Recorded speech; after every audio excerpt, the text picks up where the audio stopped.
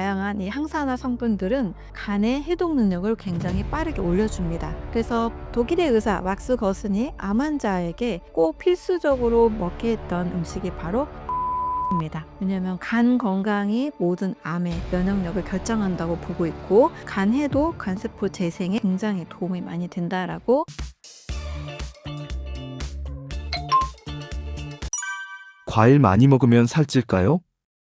그 반대죠. 결론부터 말씀을 드리면 과일을 많이 드시면 살이 빠집니다. 만약에 살이 쪘다 이런 분들은 과일을 잘못 드신 거예요. 식사 후에 후식으로 또 드셨거나 과자나 빵이나 뭐 이런 거와 함께 과일을 또 더 드셨기 때문에 이미 섭취한 많은 탄수화물, 곡식의 많은 탄수화물과 함께 추가적인 당분이 또 들어오니까 살이 찔 수도 있는 거죠. 저는 과일을 식사로 드시는 방법을 추천을 드립니다. 과일에 당이 있기 때문에 진짜 오해를 많이 받아요. 제가 그래서 과일의 당을 막 분석을 해 드리거든요. 사과 100g 에는 5g 밖에 당분이 없고, 대부분의 과일 500g 먹었을 때 20에서 25g, 많아야 30g 이 정도인데, 밥 한 공기를 먹었을 때보다 이 과일 500g을 드시는 것이 훨씬 더 당분의 양이 적습니다. 거기에다가 과일 먹고 살찌기는 정말 어려운 게, 대부분 제가 환자분들 상담을 하면 "과일을 많이 드실수록 살이 빠져요."라고 다 말씀들을 하십니다. 이 안에는 당분을 제가 계산해서 그렇지 거의 90%가 수분이에요. 나머지는 섬유질, 그리고 비타민, 미네랄, 조효소들이 아주 가득합니다. 항산화 물질도 있죠. 염증이 줄어들면서 간을 건강하게 만드니까 지방 대사가 활발하게 일어나죠. 대부분 살이 빠집니다. 그래서 과일을 먹고 살찐다는 것은 식후에 밥 드시고 디저트 드시고 또 드셨을 때의 잘못된 식사법의 문제입니다. 과일을 식사로 드셨을 때는 당분의 양도 사실 많지 않고요. 또 식이섬유, 수분 때문에 또 대사를 활발하게 하기 때문에 과일 식사는 오히려 다이어트에 아주 좋은 식사가 됩니다. 과일의 당분은 설탕과 다른가요? 과일의 당분은 자연당이죠. 자연의 산물이고요. 설탕은 정제 가공한 합성당입니다. 과일에는 아까도 말씀드렸지만 식이섬유가 풍부하죠. 비타민, 미네랄도 풍부합니다. 다양한 항산화 영양소, 효소도 아주 풍부하고 수분이 거의 90%가 넘게 있습니다. 과일을 먹으면서 단백질이나 지방을 먹었을 때보다 당연히 올라갑니다. 그러나 이게 인슐린의 문제를 가져오는 혈당이 아니고요. 췌장에 문제를 가져온 혈당이 아닙니다. 그런데 설탕은 섬유질이 하나도 없잖아요. 수분도 없습니다. 그래서 순수 정제한 당만 있죠. 비타민, 미네랄 있을까요? 없습니다. 흡수 속도가 굉장히 빨라지게 되는 거죠. 혈당을 급상승시키기 때문에 인슐린을 또 굉장히 많이 자극합니다. 인슐린이 또 빠르게 올라가면 빨리 혈당을 내리기 위해서 일단은 글리코겐, 지방 형태로 저장을 해버립니다. 그래서 과일은 천천히 타오르는 그런 장작불이라고 한다면, 설탕은 빠르게 파는 그런 불꽃으로 보시면 됩니다. 그래서 과일은 살을 찌운 음식이 아니고요. 신진대사를 더 원활하게 만들고 정상으로 만들어서 자기에게 맞는 체중을 유지하게 만들어줍니다. 최고의 과일 하나를 추천해 주세요. 가장 대중적인 과일로 저는 사과를 말씀을 드립니다. 아침 사과 하나리면 의사가 필요 없다 이런 말 정말 많이 하잖아요. 아침 사과는 금사과다 이렇게 말씀들을 하는데 그 이유가 진짜 있어요. 사과를 꾸준히 드시는 분들은 장 건강이 아주 좋아진다는 거를 대부분 느끼실 겁니다. 변비 있는 분들, 사과에 들어있는 펙틴이란 식이섬유가 굉장히 장에 자극을 잘 해서 또 화장실을 잘 가게 만들어줍니다. 또 사과에는 우르솔산이라는 근육을 강화시키는 성분도 있어요. 과일을 먹었는데 근육이 올라갔다? 네, 과일 안 드시던 분들이 막 프로틴, 닭가슴살, 샐러드 이런 것만 드시다가 과일을 더 추가적으로 드시는 분들이 운동을 병행하면 근육 증가가 훨씬 더 잘 됩니다. 사과에 들어있는 또 다양한 이 항산화 성분들은 간의 해독 능력을 굉장히 빠르게 올려줍니다. 그래서 독일의 의사 막스 거슨이 암 환자에게 꼭 필수적으로 먹게 했던 음식이 바로 사과입니다. 왜냐하면 간 건강이 모든 암의 면역력을 결정한다고 보고 있고, 간 해독, 간세포 재생에 이 사과가 굉장히 도움이 많이 된다라고 많은 임상을 통해서 경험했기 때문이에요. 근데 이 사과를 언제 드시냐면 바로 아침에 드시거나 식사 전에 드시면 또 굉장히 좋습니다. 하루에 사과 한 알 또는 두 알, 500g까지 드시면 가장 가장 좋습니다. 제가 아는 어떤 분은 아침 사과 2알을 때로는 하나를 1년 동안 하셨는데 너무 좋은 몸의 변화를 경험했어요. 일단 위축성 위염이었는데 위축성 위염이 정상 위로 바뀌게 됐습니다. 변비도 사라지게 됐고 헬리코박터도 사라졌다라는 이 검진 결과를 1년 후에 받게 됐다고 말씀을 해주셨어요. 또 굉장히 심한 이 만성 비염, 숨쉬기가 좀 곤란할 정도로 만성 비염이 심했는데 이것도 상당히 완화가 돼서 숨 쉬는 데는 문제가 없는 결과까지 경험을 하게 됐습니다. 그래서 사과, 우리나라에서 정말 사과 구하는 거는 뭐 가격에 가끔씩 변화가 있지만 거의 사계절 동안 사과를 구하기가 쉽잖아요. 그래서 저는 사과를 가장 좋은 과일로 이야기하고 있습니다. 토마토가 빨갛게 익으면 의사 얼굴이 파래진다라는 말은 어떤 의미인가요? 토마토가 잘 익으면 의사에게 갈 일이 없어진다라는 이제 말에서 나온 표현 같습니다. 토마토를 꾸준히 먹게 되면 우리 몸에 변화가 일어나는데요. 3가지로 말씀을 드릴게요. 첫 번째는 혈액이 굉장히 맑아집니다. 토마토에서 가장 유명한 항산화 성분이 있죠. 바로 라이코펜이죠. 이 라이코펜은 혈관의 염증, 세포의 활성산소 이런 것들을 제거해 주기 때문에 혈액이 굉장히 맑아지고 혈액순환도 굉장히 좋아집니다. 두 번째는 간의 해독 능력을 올려줍니다. 토마토에 있는 성분들이 간의 활성산소를 줄여주고 또 간세포 재생에 또 도움을 주는 성분이 있죠. 그래서 간의 해독력이 올라가고 전체적으로 면역력이 올라가니까 토마토를 꾸준히 먹으면 이제 면역력 문제가 없어져서 이제 별로 병원에 갈 일이 없어지는 거죠. 세 번째는 피부가 좋아지고 피로가 개선이 됩니다. 항산화 성분이 몸에 계속 많아지게 되면 세포의 활성산소가 줄어들고 간의 회복 속도가 빨라지니까 피로도 굉장히 줄어들게 되는 거죠. 순환이 좋아지니까 피부도 굉장히 맑아지게 됩니다. 토마토뿐만 아니라 다른 과일 섭취를 하시게 되면 여성분들이 피부가 너무 맑아지고 화장이 잘 받는다, 피부 관리 받았냐 이런 얘기들을 많이 듣게 된다고 해요. 토마토 드시는 것을 너무너무 추천을 드립니다. 위고비와 마운자로 다이어트 어떻게 생각하시나요?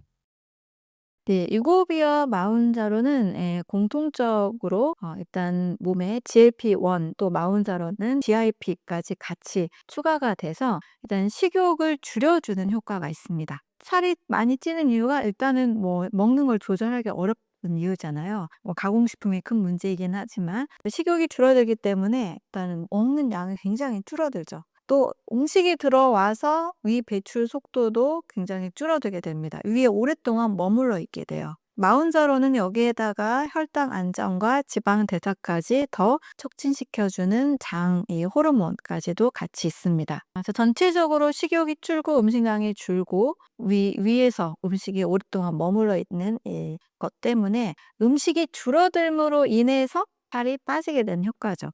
근데 이제 이거의 단점은 또 부작용이 있습니다. 약이다 보니까 소화계통에서 약간의 구토 증상, 오심 증상, 이제 장의 문제, 설사, 변비, 그리고 이제 드물게는 췌장염이나 담낭염 쪽으로도 부작용이 있습니다. 우리가 빼고 싶은 거는 지방이지 근육이 아니잖아요. 그런데 전체적인 음식 감소로 인해서 지방과 함께 근육도 같이 감소가 일어납니다. 또 이 약을 멈추는 순간 바로 요요 현상이 오게 되는 거죠. 위고비 마운자로를 정말 필요로 하는 분도 있어요. BMI 27, 30 이상이 되는 과체중, 고도 비만의 분들은 전체적으로 음식의 양을 줄이고 위의 용적을 줄여야 되니까 필요로 하는 분들이 있습니다. 그런데 BMI가 뷰티 사이즈를 추구하는 분들 계시죠. 45kg, 47kg, 50kg인데 45kg까지 빼고 싶은 분들. 그런 분들은 절대 좀 사용하지 않으셨으면 좋겠어요. 근육 감소도 일어나고요. 부작용도 있고요. 나중에 요요가 있습니다. 다이어트는 꼭 필요한 경우에 약물을 같이 사용해야 될지라도 똑같이 식단을 통해서 신진대사를 바꾸고 간의 해독 능력을 올려서 지방 대사를 촉진시키고 장의 건강 상태를 바꾸는 전체적인 신진대사, 세포 기능을 좋게 하는 이런 부분을 같이 신경 쓰는 식단과 또 운동을 꼭 발암성 대사물을 만드는 미생물은 무엇인가요? 암을 촉진하는 첫 번째 경로는 발암성 대사물의 생성이라고 볼 수 있습니다. 일부 장내 미생물은 음식물을 분해하는 과정에서 인체에 해로운 독성 물질을 만들어내요. 그중 가장 대표적인 것이 니트로소아민과 2차 담즙산입니다. 일단 육류를 섭취하면 일부 단백질과 지방은 소장에서 완전히 소화되지 못하고 대장으로 내려가게 됩니다. 특히 붉은 고기 그리고 가공육 섭취가 아주 많아질수록 비율이 훨씬 올라갑니다. 대장에는 콜레스테리디움이나 박테로이데스 계열의 미생물들이 존재하고 있고요. 이들 일부는 단백질을 발효시키는 게 아니라 부패 방식으로 처리합니다. 이 과정에서 암모니아, 황화수소, 페놀, 인돌, 스카톨 이런 독성 물질이 많이 생기게 되죠. 그래서 고기를 지나치게 많이 먹은 날 변에서 냄새가 나고 약간 악취가 나는 방귀가 나오는 경우 있죠. 네, 바로 이거라고 볼 수 있습니다. 이 중에 특히 문제가 되는 것이 2차 담즙산과 니트로소아민이에요. 담즙산이라는 거는 원래 간에서 생성돼서 소장으로 분비가 되면서 지방의 소화를 돕는 역할을 합니다. 네, 그런데 대부분의 1차 담즙산은 소장에서 재흡수가 되는데 일부는 대장으로 이동하게 돼요. 이때 특정 장내 미생물은 1차 담즙산을 데옥시콜산, DCA와 리토콜산, LCA 같은 2차 담즙산으로 전환시킵니다. 그런데 바로 이게 문제가 돼요. 2차 담즙산은 대장 점막세포에 직접적으로 독성을 나타내게 됩니다. 직접적으로 독성을 주니까 어떤 일이 일어나냐면 DNA가 손상됩니다. 또 활성산소도 많이 늘어나게 되고 결국 만성 염증 반응이 계속 이어지게 됩니다. 근데 이게 만약에 장기간 계속 지속이 되면 대장 점막이 더 훨씬 암이 발생되는 형태로 바뀌게 되겠죠. 대장암 환자의 대변을 분석해보면 2차 담즙산의 농도가 굉장히 높게 나오는 것을 확인을 할 수가 있습니다. 이렇게 2차 담즙산 생성이 그럼 왜 그럴까? 그 원인을 보면 바로 미생물 때문인데요. 이 미생물 중에서도 클로스트리디움 클러스 11군과 또 14군에 속한 일부 균주들입니다. 이 균들은 육류나 지방 섭취가 많은 식습관에서 일어나기가 쉬워요. 특히 붉은 고기 섭취를 많이 할수록 장내에서 빠르게 증식을 하게 됩니다. 니트로소아민도 역시 발암성 대사산물로 알려져 있습니다. 사실 이거는 가공육에 많이 있죠. 원래 가공육을 오랫동안 보존하기 위해서 아질산염이 첨가되는 경우가 많은데 이 물질이 장내에서 특정 미생물과 결합하면서 니트로소아민으로 바뀌게 되는 거죠. 이게 강력한 발암 물질이 됩니다. DNA를 굉장히 손상시키고 활성산소도 증가시키고 염증도 많이 늘어나게 합니다. 그래서 가공육을 1군 발암물질로 세계보건기구가 지정한 이유가 바로 이 이유 때문이기도 하죠. 햄이나 소세지, 베이컨 같은 이런 가공육 섭취를 많이 할수록 위암 발생, 대장암 발생을 훨씬 높인다라는 결과들이 있습니다. 또 하나 더 주목해야 될 물질이 있는데요. TMAO라는 트리메틸아민 앤 옥사이드입니다. 이거는 붉은 고기, 달걀, 유제품에 풍부한 카르니틴과 그리고 콜린이 특정 장내 미생물에 의해서 분해가 냈을 때 트리메틸아민 TMA로 생성이 되고요. 이것이 간에서 TMAO로 전환이 됩니다. 그런데 이 TMAO는 혈관 내피세포를 손상시키고 염증을 더 촉진하게 됩니다. 따라서 장기적으로는 암과 함께 여러 만성질환에 굉장히 위험을 높이는 요인으로 작용을 하게 되는 거죠. 이처럼 장내 미생물이 만들어내는 대사 환경은 암을 발생시키는 것과 굉장히 밀접하게 연결이 되어 있다고 볼 수 있습니다. 따라서 단순히 그냥 고기를 먹냐 먹지 않는 문제가 아니고요. 그 식습관이 어떤 미생물을 증식시키고 어떤 발암성 대사물을 만들어내는지가 암 위험을 좌우하는 핵심 몸속 염증 만드는 최악의 미생물은 무엇인가요? 네, 암을 촉진하는 두 번째 경로는 바로 만성염증이에요. 일부 장내 미생물은 장 점막을 굉장히 지속적으로 오랫동안 자극합니다. 그래서 염증을 오랫동안 만성화가 되게 합니다. 이 과정이 계속 반복되면 정상적인 조직이 무너지게 돼요. 그리고 암 발생이 더 잘 생기는 환경으로 바꿔버립니다. 대표적인 예는 바로 병원성 대장균입니다. 특히 독소를 직접 생산하는 특정 균주가 있는데요. 이 균주들은 장 점막 세포를 바로 손상시키고 염증 반응을 굉장히 심각하게 바꿉니다. 하나가 있는데요. 바로 푸소박테리움 누클리아툼이라는 미생물입니다. 이것은 원래 구강 내에 서식하는 세균이에요. 그런데 일부 장에서도 발견이 되고 특히 대장암 환자의 종양 조직에서 굉장히 높은 농도로 검출이 됩니다. 이런 경우에는 이제 이 미생물이 동반자가 아니라 암의 미세 환경 형성에 적극적으로 관여하는 이제 균으로 평가가 되고 있는 거죠. 이 균이 암을 발생시키고 또 진행하는 과정에 대한 방식은 좀 명확하게 이루어진다라고 연구 결과가 나왔습니다. 첫 번째로 장 점막에 부착해서 국소 염증을 유발합니다. 이 과정에서 인터루킨 6나 TNF 알파 같은 염증성 사이토카인이 막 분비가 되죠. 그래서 만성 염증 상태가 계속 유지가 됩니다. 이런 환경 속에서는 세포의 증식 조절이 잘 되지 않고 정상 세포가 제대로 분열되지 않아서 문제가 되는 세포들이 계속 늘어나게 됩니다. 수박테리움 누클레아툼은 면역 감시 기능을 또 교란하게 됩니다. NK 세포나 T 세포의 활성을 억제한다는 이야기예요. 원래 이런 세포들이 활성이 돼야만 암세포를 제거하는데 이 세포들을 억제하기 때문에 면역 기능이 전체적으로 떨어질 수밖에 없습니다. 또 이 균은 암세포와 직접적인 상호작용을 합니다. 암세포 표면에 있는 특정 수용체들이 여러 개가 있는데요. 그것과 결합해서 암세포의 증식 신호를 활성화시키고 면역세포의 공격을 회피하도록 돕는 기전을 가지고 있습니다. 그래서 이것은 이제 염증 유발을 넘어서서 암세포의 성장과 이 생존에 직접적으로 지원하는 역할을 하게 되는 거죠. 염증과 암의 연관성을 설명할 때 또 헬리코박터 파일로리를 또 꼭 이야기할 수밖에 없습니다. 이 균은 위 점막에 서식하는 것으로 알려져 있죠. 그래서 만성 염증을 유발하는 대표적인 발암균으로 원래 세계보건기구가 지정한 1군 발암 물질입니다. 그런데 이 헬리코박터 파일로리 감염은 위험이나 위궤양으로까지 진행될 수가 있는 거죠. 우리나라에서도 감염률이 굉장히 높은 편에 속합니다. 이렇게 특정 미생물이 유도하는 과도하고 오래된 그런 염증 반응들은 암의 발생을 더 증가시키는 요인이 됩니다. 그래서 장내 미생물의 구성이 어떤 방향으로 이루어지냐에 따라서 염증이 조절될 수도 있고 또 암으로 키우는 환경이 될 수도 있습니다. 그래서 염증 관리가 곧 암 관리의 출발점이 되는 이유가 되기도 합니다. 몸속 장벽을 무너뜨리는 최악의 미생물은 무엇인가요?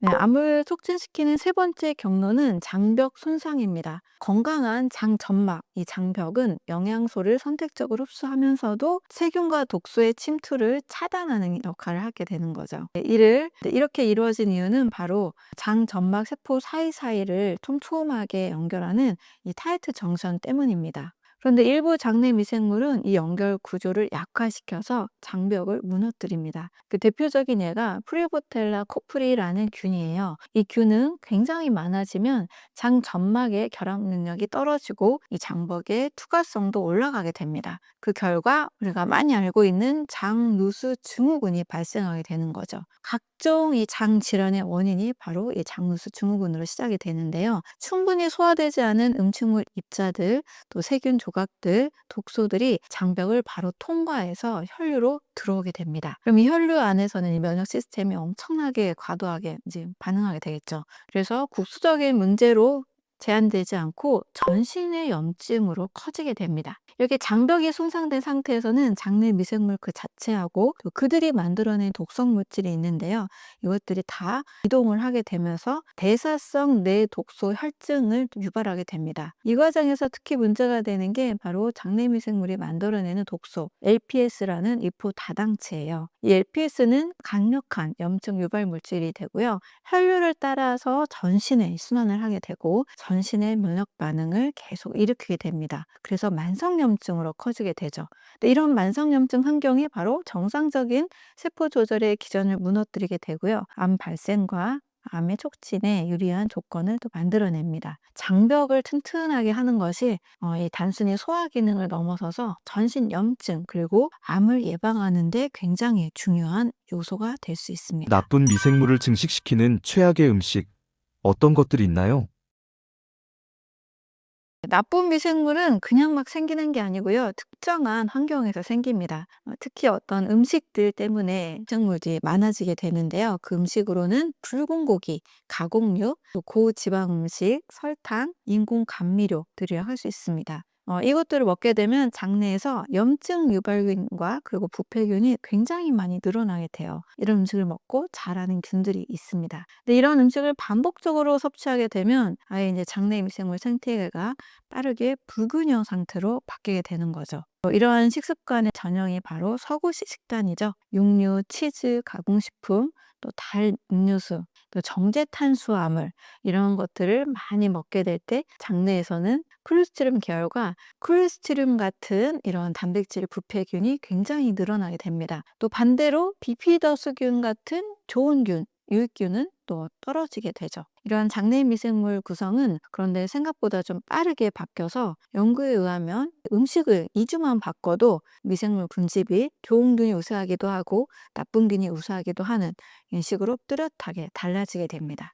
반대로 이 식물성 식단은 장내 환경을 회복하는 방향으로 작용하게 돼요. 채소나 과일, 통곡물, 콩류가 풍부한 식단은 유익균이 늘어나게 됩니다. 반대로 유해균은 떨어지게 돼요. 또 이 과정에서 단세지방산이 늘어나게 되는데요. 이 단세지방산 덕분에 발암성 대사물이 줄어들게 됩니다. 그래서 같은 장이라도 어떤 음식을 먹느냐에 따라서 전혀 다른 생태계로 바뀌게 됩니다. 다행히 모든 장내 미생물이 암을 돕는 건 아니에요. 일부 미생물은 오히려 암 발생과 진행을 억제하는 역할을 합니다. 항산화 작용도 해주고요. 염증도 억제하고 면역세포를 활성화시키고 또 해독, 또 대사 조절을 통해서 인체를 보호해 암과 줍니다. 싸우는 미생물들도 있나요?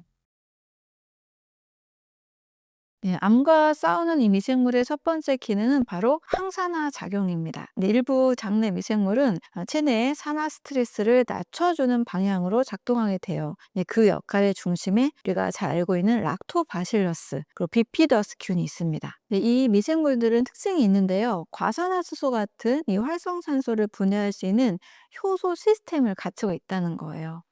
카탈라제나 SOD, 슈퍼옥사이드 디스뮤타제라는 아주 대표적인 항산화 효소 시스템인데요. 이제 이런 것들은 원래 사람의 인체에서도 활성산소를 줄이는데 매우 중요한 시스템입니다. 근데 이 활성산소는 DNA를 손상시키고 돌연변이를 유발해서 암 발생에 아주 문제가 되는 원인이죠. 네, 이 효소 작용 때문에 바로 세포 손상이 억제가 되는 중요한 역할을 합니다. 특히 락토바실러스 같은 경우에는 체내 항산화 네트워크 핵심인 글루타치온의 이 농도를 굉장히 올려주는 역할을 합니다. 글루타치온 굉장히 중요한 항산화제죠. 간 해독에도 매우 필수인 아주 중요한 항산화제입니다. 또 장내에 락토바실러스가 충분할 경우에는 특히 장 점막 세포의 글루타치온 농도가 올라가게 되죠. 그래서 세포가 산화 스트레스에 더 안정적으로 대응을 할 수가 있게 됩니다. 또 비피더스균 같은 경우에는요, 이 항산화 물질의 효율을 더 올려주는 역할을 합니다. 과일이나 채소, 또 여러 허브 같은 거에 풍부한 폴리페놀 성분은 항산화 효과가 원래 좋지만 그대로는 흡수율이 그렇게 높지 않기도 해요. 그런데 비피더스균은 이 폴리페놀을 분해해서 이 체내 흡수가 아주 잘 좋은 형태로 전환을 시켜주고 또 우리 몸에 항산화 물질의 양을 늘려주는 역할을 합니다. 네, 이렇게 항산화 미생물은 새로운 물질을 추가적으로 막 만들어내는 것보다는 산화 손상을 줄이고 이미 존재하는 항산화 시스템을 굉장히 효율적으로 작동해주는 방향으로 인체를 보호해줍니다. 이런 환경에서는 암세포가 굉장히 잘 성장하기 어려운 이 조건을 만들어주는